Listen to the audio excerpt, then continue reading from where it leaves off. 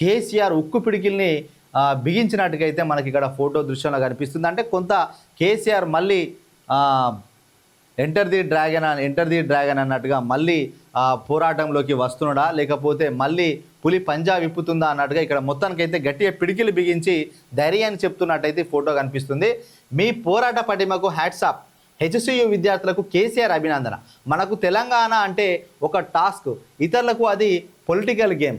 రాజకీయ కోణం పక్కన పడితే తెలంగాణ ప్రజల పట్ల బీఆర్ఎస్ శ్రేణులకు ఉండే చిత్తశుద్ధి మరెవరికి ఉండదు. 15 ఏళ్ళు రాష్ట్రం కోసం కొట్లాడిన బిడ్డలుగా, 10 ఏళ్ల పాటు రాష్ట్ర ప్రగతి కోసం తనలాడిన బిడ్డలుగా ప్రజల సంక్షేమం పట్ల మనకే కడుపు నొప్పి ఉంటుంది. నిత్యం ప్రజల నడుమ ఉంటూ వారి సమస్యల పరిష్కారానికి కృషి చేయండి. తెలంగాణ ఉద్యమ ఫలితంగా ఏర్పాటైన హైదరాబాద్ కేంద్రీయ విశ్వవిద్యాలయంలో కేవలం తెలంగాణ విద్యార్థులే చదువుకోరు, వివిధ రాష్ట్రాల నుంచి వేలాది మంది విద్యార్థులు ఇక్కడికి వస్తుంటారు. అంతటి ఖ్యాతి గడించిన హెచ్సియు విషయంలో రాష్ట్ర ప్రభుత్వం అనుసరిస్తున్న వైఖరి సరికాదు. అధికారం ఉన్నదని నోటికొచ్చినట్టు మాట్లాడి ఇష్టం వచ్చినట్టు వ్యవహరిస్తే అటు న్యాయస్థానాలు, ఇటు సభ్య సమాజం, విద్యార్థి లోకం తిప్పికొడుతుంది అంటున్న బీఆర్ఎస్ అధినేత కేసీఆర్.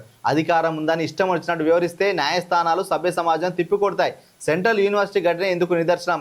ఎంతో జాగ్రత్తగా తెలంగాణను ఆదర్శంగా నిలబెట్టినాం, దాన్ని కాపాడుకోలేక రాష్ట్ర ఆర్థిక ప్రతిష్టను దిగదార్చిండు. మనకు తెలంగాణ ఒక టాస్క్, వాళ్ళకు ఒక పొలిటికల్ గేమ్. తెలంగాణపై మనకున్న ఆవేదన వేరే పార్టీకి ఉండదు. రజతోత్సవ సభకు అంచనాకు మించి తరలిచేస్తారు.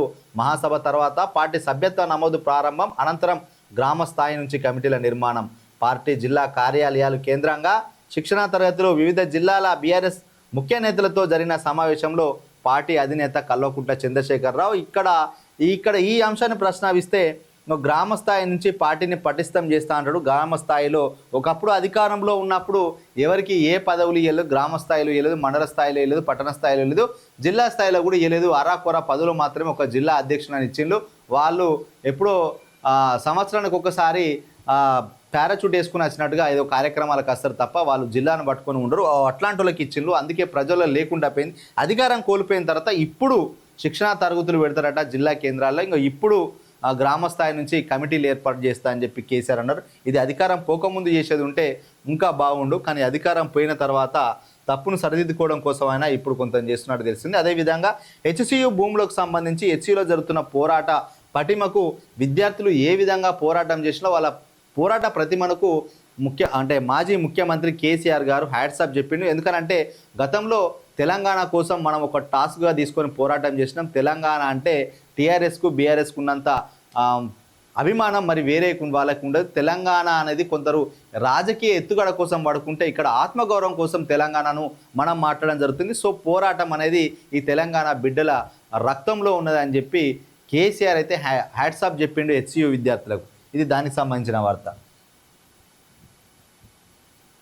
ఇంకా హెచ్సియుకు ఎసరు గచ్చిబౌలి భూమి నుంచి తరిమివేసే కుతంత్రం. ఫ్యూచర్ సిటీలో 100 ఎకరాల్లో క్యాంపస్ ఏర్పాటుకు నిర్ణయం. వర్సిటీ భవనాల నిర్మాణానికి 1000 కోట్లు అవసరమని అంచనా. సిఎస్ అటవీ శాఖ ముఖ్య కార్యదర్శి, ముఖ్యమంత్రి కార్యదర్శి కసరత్తు. మంత్రుల committee green signal. CM Revanth వద్దకు ఫైల్ ప్లాను. ఏకో పార్కులన్నీ ఒకే కార్పొరేషన్ గొడుగు కిందకు తెచ్చేందుకు యోచన. ఇక్కడ ఏమంటున్నారంటే, హైదరాబాద్ సెంట్రల్ యూనివర్సిటీకి ఫ్యూచర్ సిటీలో 100 ఎకరాల స్థలం కేటాయిస్తారట.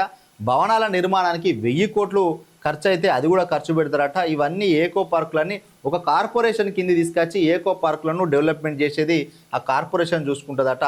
పార్కుల్ని తనఖా పెట్టి కార్పొరేషన్లను పొందేందుకు ఎత్తులు అని చెప్పి కూడా ఇక్కడైతే వార్త. అదేవిధంగా మళ్ళీ రణం. హెచ్సియు క్యాంపస్నే గచ్చిబౌలి నుంచి ప్రభుత్వం తరలించేందుకు ప్రయత్నిస్తున్న వార్తల నేపథ్యంలో ఆందోళన దిగిన విద్యార్థులు. వీళ్ళంతా సెంట్రల్ యూనివర్సిటీలో చదువుకోవడానికి వివిధ రాష్ట్రాల నుంచి దేశవ్యాప్తంగా వచ్చిన విద్యార్థులు. వీళ్ళేమో ఇప్పుడు పోరుబాట బట్టి ఉద్యమం చేయాల్సి వస్తుంది. ఉస్మానియా విద్యార్థులు రణరంగంగా ఏ విధంగా ఉద్యమాన్ని ఉవ్వెత్తున ఎగిసేలా చేశారో తెలంగాణ రాష్ట్రం కోసం, ఇప్పుడు ఈ భూముల పరిరక్షణ కోసం కూడా హెచ్సియు విద్యార్థులు ఆ భూముల్ని కాపాడడానికి, యూనివర్సిటీని కాపాడుకోవడానికి మళ్ళీ మరో పోరాటం చేయడానికి సమిధలవుతున్న సందర్భం అయితే చూస్తున్నాం. మరో హరిణం. జింకలే లేవన్న గచ్చిబౌలిలో మరో జింక మృత్యువాతకు గురైంది. చెట్టు నరికివేసిన ప్రాంతంలో జింక పిల్ల కుక్కల దాడిలో చనిపోయినట్టు గుర్తించిన విద్యార్థులు అధికారులకు సంబంధించారు. నిన్ననే ఒక జింక కుక్కలు వేటాడుతుంటే హాస్టల్ దగ్గరికి వచ్చి దాన్ని రెస్క్యూ చేసి కారులో తీసుకుపోయినా కూడా చనిపోయింది. మరో జింక కూడా దీని బాడీ మొత్తం కట్ అయిపోయింది. చూడండి, ఇక్కడ సగం వరకే తల మొండెం వరకే ఉన్నది. మిగిలిన బాడీ అంతా కుక్కలు వెతుకొని పోయి వాటిని తిన్న సందర్భం. ఇక బుల్డోజర్లు అబద్ధం, జింకల పరుగులు అబద్ధం, నెమళ్ళ అరుపులు అబద్ధం, హెచ్సియులో అంతా అబద్ధం. ముఖ్యమంత్రి రేవంత్ రెడ్డి నిర్వహించిన ఉన్నత సమీక్షలో ప్రభుత్వ వాదన ఇది. కానీ ఇక్కడ ఏది అబద్ధం? యుద్ధ ట్యాంకుల హెచ్సియు పైకి వెళ్ళిన బుల్డోజర్లు అబద్ధమా? నిషీదులో పచ్చని చెట్లను కూకటి వేలతో పెకిలించడం అబద్ధమా? ప్రాణభయంతో జింకలు బతుకు పరుగు అబద్ధమా? నెమళ్ళ ఆర్తనాదాలు అబద్ధమా? విద్యార్థుల ఆందోళనలు అబద్ధమా? విద్యార్థులపై పోలీసుల లాఠీ దెబ్బలు అబద్ధమా? విద్యార్థులపై పెట్టిన కేసులు అబద్ధమా? చేసిన అరెస్టులు అబద్ధమా? ఇది విద్యార్థులు పర్యావరణ ప్రేమికుల ప్రశ్న. ఇంకా దీంతో పోల్చి చూసినట్లయితే బుల్డోజర్లు నిజమే, జింకల పరుగులు నిజమే, నెమళ్ళ అరుపులు నిజమే, ఇది వాస్తవం. ఇది అన్ని అబద్ధం అన్నాడు, ఇవి నిజమే. అదేవిధంగా యుద్ధ ట్యాంకులు లెక్క జేసీబీలు వేయింది నిజమే, అక్కడ పచ్చని చెట్లను పీకేసింది నిజమే, సో జింకలు జనాల్లోకి రావడం నిజమే, నెమల ఆర్తనాదాలు నిజమే.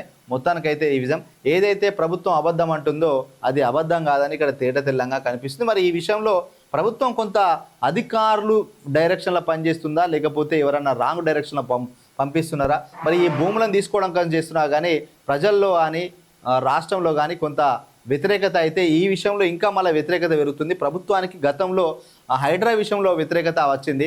ఇక్కడ మనం ఒక అంశం చర్చించుకోవాలి. హైడ్రా అనేది ఎందుకు తీసుకొచ్చిండ్రు అని అంటే హైదరాబాదులో ఉన్న చెరువులను కాపాడుకోవాలి, ఇష్టం ఉన్నట్టు చెరువులను కబ్జా చేసి బఫర్ జోన్లు కబ్జా చేసి ఎఫ్టీలను కబ్జాలు చేసి ఆకాశ హరియామ్యాలు కడుతున్నారు, రియల్ ఎస్టేట్ చేస్తున్నారు. కబ్జా కోరల నుంచి విడిపించి వరదలు రాకుండా నీళ్లు పోవాలి, ప్రకృతిని కాపాడాలని చెప్పి ఈ ప్రభుత్వం ఏదైతే హైడ్రాని తీసుకొచ్చి హైదరాబాద్ను రక్షిస్తా అన్నదో మరి ఇదే ప్రభుత్వం 400 ఎకరాల్లో ఉన్న అడవి ప్రాంతాన్ని మొత్తం ధ్వంసం చేస్తూ వన్యప్రాణుల ఆవాసాన్ని చెదరగొడుతూ కకావికలం చేస్తూ అవి జనావాసాల్లోకి వస్తున్నదంటే అక్కడ చెరువులను కాపాడడం ఉన్న శ్రద్ధ మరి అడవుల కాపాడడం పైన ఎందుకు లేదు అని చెప్పి సామాన్య ప్రజలు కూడా ఆ ప్రభుత్వం పైన విమర్శలు చేస్తున్న సందర్భం ఉన్నది. సరే, అది ఏమో అక్రమంగా చేసినంటే మరి ఈ జంతువులు ఉండే ఈ ఆవాసాన్ని వాటి యొక్క నివాసాన్ని అక్రమంగా ఈ ప్రభుత్వం కూడా కబ్జా చేస్తుందిగా అని చెప్పి పర్యావేత్తలు అంటున్న సందర్భం అయితే ఇక్కడ మనకు కనిపిస్తుంది. వాస్తవే. మరి చాలామంది రెక్కలు ముక్కలు చేసుకొని 30-40 సంవత్సరాలు సంపాదించిన డబ్బులతోటి భూమిని తీసుకొని ఇల్లు కట్టుకుంటే ఉన్న పలంగా ఆ ఇల్లులు కూలగొడితిమి. మరి అది తప్పు కాదు, అది ప్రభుత్వానికి హక్కున అన్నప్పుడు మరి ఇక్కడ వన్యప్రాణులు ఎవరికి చెప్పుకోవాలి? అంటే మూగ జీవాలని చెప్పా, నోరు లేని జంతువులు అని చెప్పా, పక్షులే కదా, వాటి ప్రాణం ఎంత, వాటి విలువ లేదా అనుకుంటే మరి చెరువులకు ఏమైనా ప్రాణాలు ఉన్నాయా?